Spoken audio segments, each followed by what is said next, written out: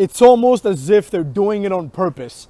It's almost as if these people watch the haters' videos and they realize that I'm 100% right, that Forbidden Door is going to be a waste of everyone's time. They listen to what I say and then they book it accordingly. Last night, the worst thing imaginable happened. Now, I didn't finish the episode because I fell asleep, because I was really tired and because it was really boring. But from what I saw in the beginning, CM Punk is booked probably in the main event to take on Hiroshi Tanahashi. And with that being said, what up, cucks? It's your boy, The Hater, and I'm going to tell you why Forbidden Door is going to suck even more than I initially thought. Here's the thing, all right. Several years ago, I'm watching Wrestle Kingdom, and Hiroshi Tanahashi is getting his ass beat by someone in like the quasi-main event, right? And you have like Matt Stryker or Kevin Kelly or whoever the hell it was on commentary basically saying, oh, what's next for Hiroshi Tanahashi? He's a very John Cena-esque guy. You know, he's a very, you know, John Cena loses like a match, like the last several years of his career.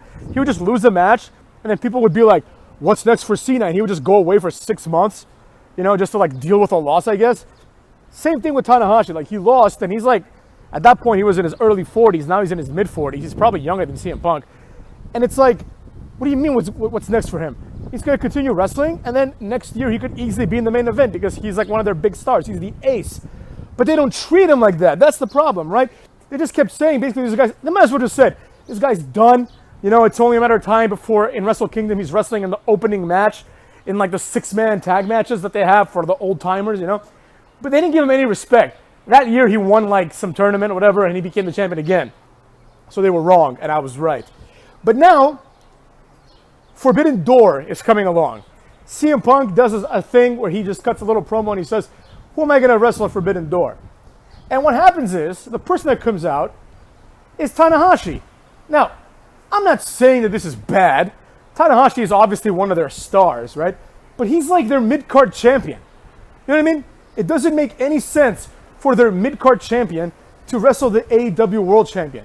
Because how does AEW benefit from this? If CM Punk has a competitive match against Hiroshi Tanahashi, then what do we see after that? You know what I mean? What do we see after that for CM Punk? He can barely beat their mid-card guy? You know?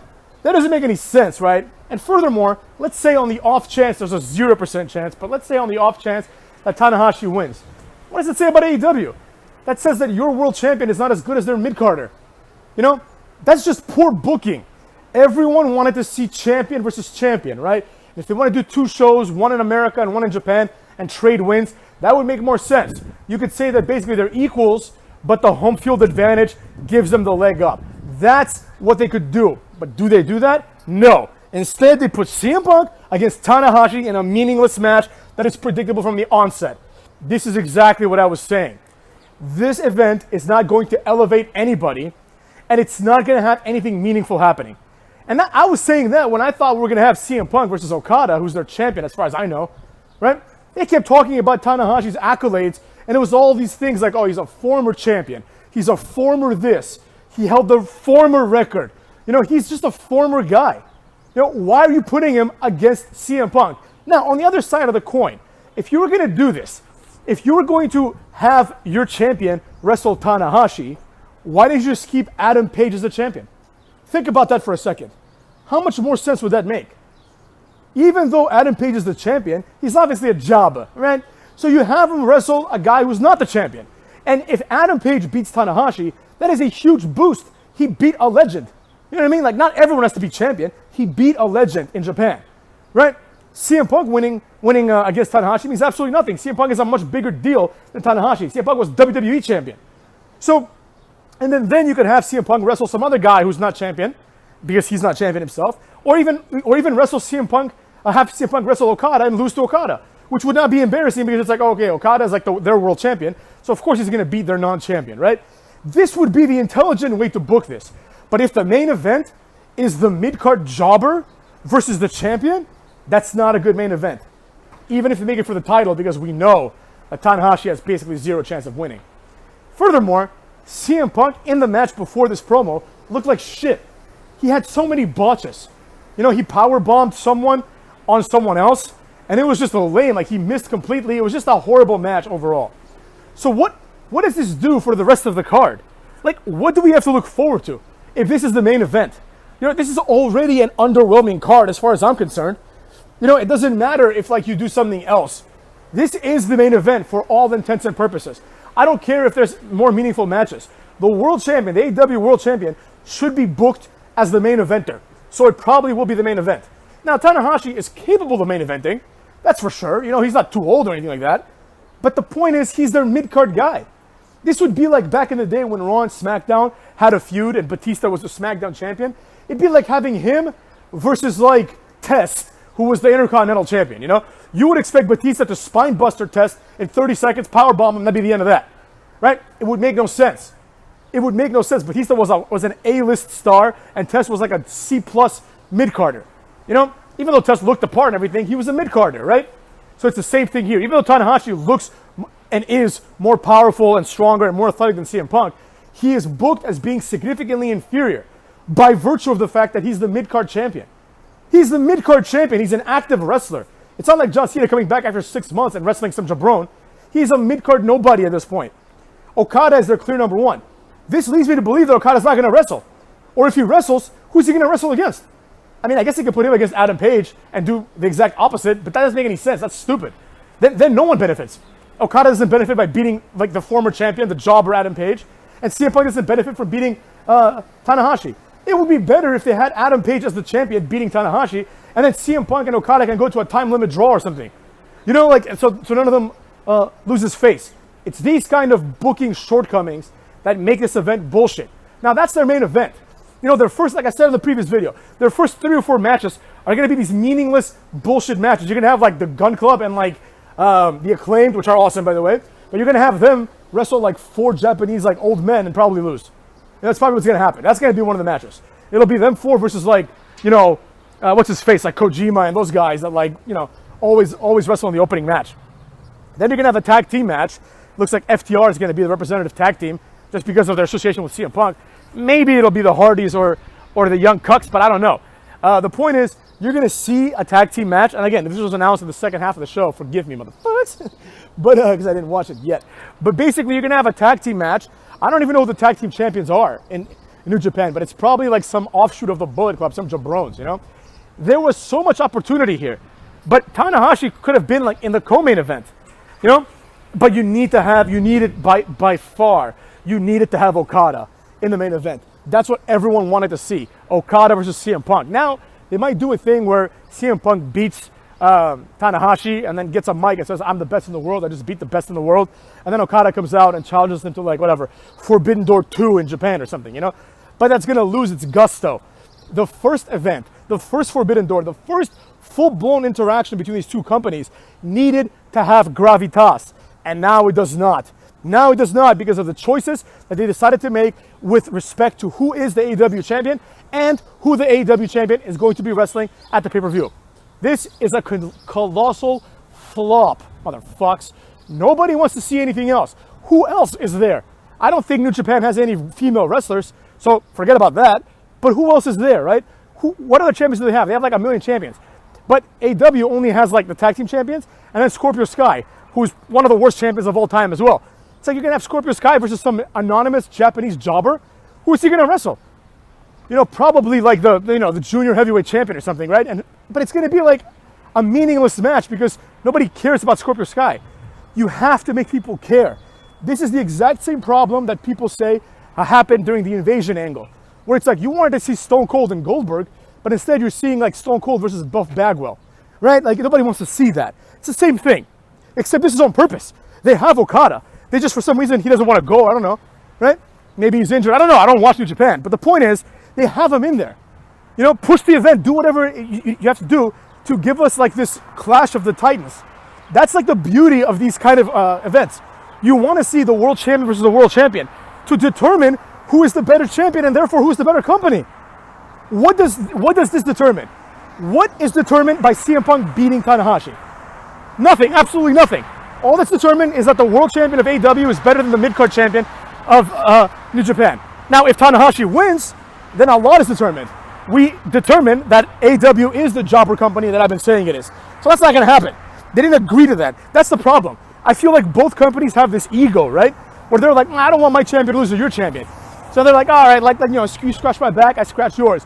How about we have like one of your top guys, Tanahashi, who's the mid-card jobber, lose in a competitive match to our world champion, who is the quote-unquote legendary CM Punk. And New Japan can definitely get behind it. They can be like, oh, okay, well, that's CM Punk. I mean, like, he was world champion. He's wrestled against Cena and Orton and Undertaker. He's wrestled against everybody, so fine. But they're not going to have Okada lose to him. And the same thing's going to happen when they do the inevitable, like, reciprocal show. They'll have CM Punk go in there as the world champion, right? Or maybe he won't be the world champion at this point. They'll have one of their big guys, like Kenny Omega or something, right? They'll have him lose to, like, some jabron. The only way this makes sense, and again, maybe this happened in the episode, would be if Kenny Omega comes back and he wrestles Okada. Because that would be something that people are like, oh, okay, like Kenny Omega is really like the number one guy in New Japan. Him and Okada have had like 7-star matches. That's probably what's going to happen, honestly, if it didn't happen yet. So that actually could make sense. But if they need to do that, they need to do that right now. Like, Kenny Omega should have been on the show last night. Let me Google to see if he was, to see if this video has any bearing, or if I should just not make it at all, So Kenny Omega needs to come back, and it's, according to this, it says here, yeah, I don't see Kenny Omega coming back or anything here, so there you go. So they screwed the pooch on that one as well. He needs to come back immediately, and he needs to reestablish himself as a top guy. Like, there's not enough time to do both of those things, because the last time we saw him, he lost, right? So why the hell should Okada, who's the current champion, be worried about the guy who beat him like years ago, and since then has lost to like a bunch of jabrones? So it's like, come on, like, what's gonna happen? Like, he hasn't competed since November, it says here on Wikipedia. So we need him back at this point, only to push this event, because without him, the event, in my opinion, is meaningless. Like, they need to get the Good Brothers. They need to get a bunch of people that were like associated at some point strongly with New Japan, and who the New Japan fans may recognize, right? Like Kenny Omega, the Young Bucks to an extent, Gallows and Anderson, right? You need these people in your company to put the event forward. You can't do it with people like Miro. Nobody wants to see Miro. He came back last night. It was shit. He beat Johnny Elite. I don't know why. Johnny Elite has a much higher ceiling than Miro, in my opinion, but whatever. It is what it is. Point is, this event is going down the drain fast. I cannot believe how disappointed I was. I actually got a little bit excited. I was laying on the couch, and I actually sat up, and I was like, oh my God, Okada's going to come out. Even though I know he's a jobber, like, it's still like a big deal. It's like the two champions are going to face off like a month before their match or whatever, right? And that's enough time to like build up a legit feud. But instead what happened was Hiroshi Tanahashi came out, and then Excalibur tried to put him over. So did JR. I mean, they keep saying he's one of the best, but it's like, you can say that about anybody, right? And that's my other philosophy. I'm gonna make a whole video about this. But the idea of explaining why a wrestler is good. A lot of times in the indies or the indie-esque situations, they take some time to explain why you should like a wrestler. You never had to do that with Undertaker or Stone Cold. JR never had to put, I guess I don't have to do the video because I'm talking about him now. JR never had to say, oh my God, Stone Cold's so great. He would just like wait, the music would hit, and then JR would just say, Stone Cold, because you don't need to be told that Stone Cold, The Rock, and Undertaker, and Kane, and Triple H are great. You just know that by looking at them, you're like, oh shit, these guys are like legit, right? But with Tanahashi, you need to be told why he's good. With Nakamura, you need to be told why he's good. With Sammy Guevara, you need to be told why he's good. It's not readily obvious why they're good. Because you look at them, you're like, oh, Sammy Guevara, didn't I just see him 3 matches ago? Wasn't he called Kip Sabian 3 matches ago? So that's the problem, Cucks. That's the problem. Nobody wants to accept this. You have to explain why all these guys are good. Nobody there is just good by himself. Goldberg comes out. The announcers don't have to explain at all who Goldberg is. You know who Goldberg is. And if you don't, you just look at him and you understand who Goldberg is. And if you still aren't convinced, when he squashes Brock Lesnar, you're like, oh shit, this is what I've been missing since the 90s? Exactly. There's other ways to do it. But with Tanahashi, who cannot speak English, so he cannot explain himself why he's great, you have to build feuds now based on the announcers' interpretations. And JR, I mean, sometimes he says people are shit, but JR and the rest of these guys, they make the mistake of basically just putting everyone over, so that when they say it about Tanahashi, I don't know if where he ranks compared to Sammy Guevara. Where does he rank compared to the Butcher for Butcher and Blade? They keep telling me how great Butcher is, even though he's like 1 in 30. How great is Tanahashi? Do I expect him to win if I'm a casual fan who doesn't know who he is? No, of course not. You're like, who the fuck is this jobber? Yeah? And the problem is there aren't many casual fans. But even the ones, even the smarkiest of the smarks and the markiest of the marks, let's be real, they all know CM Punk is going to win that match with a go to sleep. Motherfuckers! So there you have it. You know, the event is getting off on the wrong foot. And in my opinion, for an event like this, getting off on the wrong foot is basically the same. It's a death knell. It's the same as ending on the wrong foot. This is not going to improve. Nothing good will come of this. And I have zero desire to watch this event. You know, this event is specifically tailored to people that like New Japan and like AEW. And granted, that there's, like I've said before, there's a lot of overlap, right? But it's going to sell less than people that only like AEW, right? Because why would I care? Like, let's say I'm tuning in last night. I don't know anything about New Japan. Like MJF said in his promo, I don't pretend to watch New Japan. Right? So I turn it on, and they're like, oh, here's Tanahashi. You're like, is that Yoshitatsu from like WWE? Because he has the same goofy hair, like same blonde hair, like long blonde hair, right? And he's like a big, strong-looking Japanese guy. Is that Yoshitatsu? Am I supposed to care about this? Right? You don't know who the hell Tanahashi is. And you're like, oh, great. Tanahashi's here. Why should I care? Why is that a pay-per-view worthy main event? Right? It's like you wouldn't do this with a debuting superstar, period, right? You wouldn't be like, okay, here's like the debut of Del Rio, and now Del Rio, the next pay-per-view is in the main event. You're not gonna do that. The only person you can do it with is like someone like Brock Lesnar. And again, going back to what I just said, with Brock Lesnar, you don't have to explain why he's in the main event. You look at Brock Lesnar, you're like, there it is. You know, it's completely understandable why this guy is gonna, in a month or two, be wrestling The Rock and Triple H for the title, and then winning it like a month after that, because he's Brock Lesnar. Look at him. You don't have to explain to anybody why this guy's beating up your heroes, because he looks like a guy that would eat your heroes and shit them out and eat them again. You see what I'm saying? Tanahashi does not look like that. He looks like an anime character. He comes out and makes these goofy-ass hand signs. Not his fault. He doesn't speak English. I mean, I don't think, even if he did, I don't think he'd be good at promos, because like I don't think I've seen him cut a promo in Japanese. Like his whole thing is like, he wins and he plays the air guitar. I mean, like the standard for wrestling in Japan is honestly just really low. It's like anything works there. It's like the fans have no, like they don't know good wrestling for real. So like for them, it's like, oh, this makes perfect sense.